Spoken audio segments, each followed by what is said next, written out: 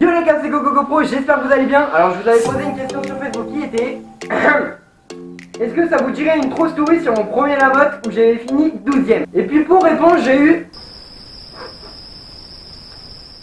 Alors rejoignez-moi sur Facebook, Coco GoPro Outsiding, et comme ça vous serez toujours au courant quand je sortirai une nouvelle vidéo. Avant de vous parler de la mode, je vais quand même vous parler de ma saison, puisque ça me semble important pour comprendre le tout. Comme je vous l'avais déjà dit, j'étais dans une autre écurie avant et je montais un poney qui s'appelait Tip Top. Et vous l'avez déjà vu puisque c'est le logo de ma chaîne, et en plus il est un petit peu partout derrière moi. Regarde, ça c'est la photo du logo, ça c'était à Dampleux, ça c'était Chambly, ça c'était Gouvieux, mon premier concours, ça c'était Compiègne, ça c'est Validi, ça c'était l'écurie du vent, ça c'est quand j'ai gagné le club 1. Bref, tu l'as déjà vu. Pour moi c'était ma première saison de concours et pour lui il en était à sa 2 ou 3ème, mais faut savoir qu'il avait jamais fait la mode. Mais ça on s'en tape un peu en fait, hein, ça change pas grand chose. Bref, on commence la club 3 et au bout de 3 club 3 on passe en club 2 avec pour objectif d'aller à la mode. Et puis pour la petite anecdote, faut savoir qu'à la fin de quasiment tous mes parcours je me ramassais. Tu me crois pas? Bah si, regarde. Ouais!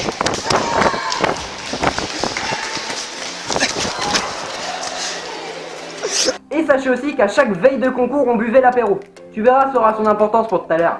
Bref, je me suis encore qualifié sur le dernier concours de la saison, comme cette année d'ailleurs.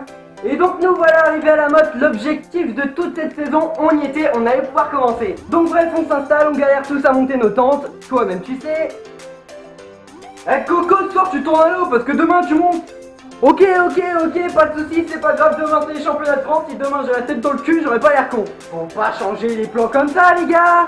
Non mais sérieux. Et si tu veux un conseil, ne change pas tes habitudes pour te donner bonne conscience parce que t'es à la mode. Fais tes conneries, continue-les jusqu'au bout. Le lendemain je me lève comme tout le monde, super excité mais aussi super stressé, tu vois ce que je veux dire. Et là on part faire la reco à la mode et j'étais très concentré. Ouais bon en fait j'avais surtout le trouille le mettre à 0. Et le truc à savoir avec Tip Top c'est qu'il détestait la pluie. Et t'as vu sur la photo d'avant il faisait super beau. Et bah devine quoi? Il a plu 30 minutes. Les 30 minutes où j'étais à cheval putain. Et donc on part sur notre tour sous la pluie avec le poney qui s'encapuchonne pour pas avoir de goutte d'eau dans ses oreilles. Donc tu vois mon trait il était là. Mais avec la pluie ça a doublé. Et donc on part sur le numéro 1. En même temps j'aurais pas commencé par le 2 non plus hein. Quand même pas. Faut exagérer, oublier son tour à la mode c'est la honte. Et là tu sais j'entends ces deux petits bruits. Ces deux petits bruits que personne ne va entendre sur un CSO. On part sur 4 points dès le numéro 1, ça commence bien. Et tu sais ce qu'on dit? Faute sur le premier, faute sur le dernier, faute du cavalier.